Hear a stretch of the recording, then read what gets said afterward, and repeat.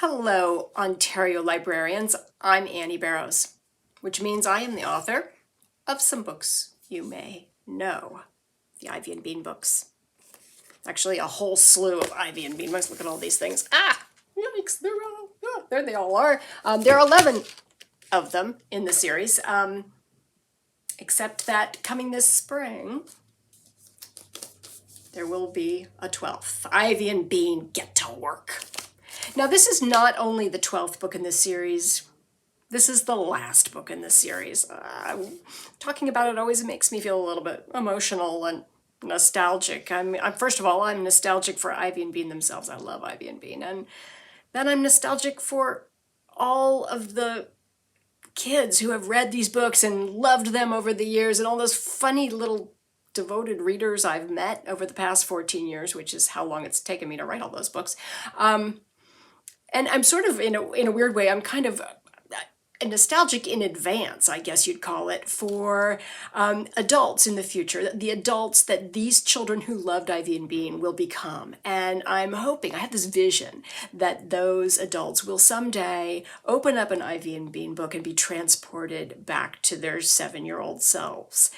Because, I see books like time capsules.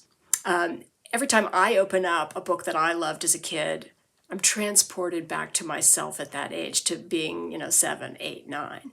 And I hope that Ivy and Bean will be a time capsule for these adults of the future, that they will, looking at Ivy and Bean, go back and see themselves as 7-year-olds, because, hey, we all know 7's the pinnacle of life, right?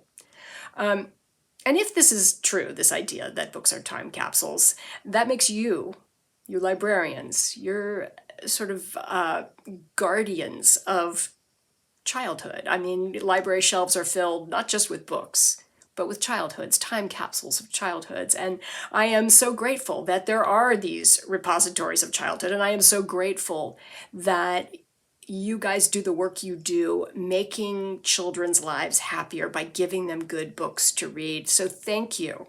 Thank you. Not just for putting Ivy and Bean into the hands of readers, but for putting every book into every kid's hand. Makes the world a better place. Thank you. My job here, though, is to tell you a little bit about this book. Ivy and Bean Get to Work is about, well, a career fair at Ivy and Bean's school. Ivy and Bean are supposed to go to this career fair and decide what they're going to be when they grow up. So dutifully they go. They meet a banker, they meet a lawyer, they meet an architect, they meet a marketing manager, and they are completely uninspired until they get to the very farthest row of the career fair and meet Herman, the treasure hunter. Well, everybody in the 2nd grade is inspired to become a treasure hunter, and much of the rest of the story concerns Ivy and Bean's attempts to find treasure.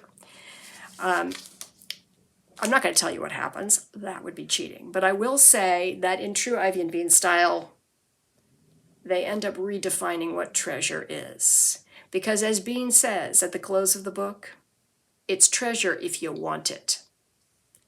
I feel that way too. Thank you for everything you do.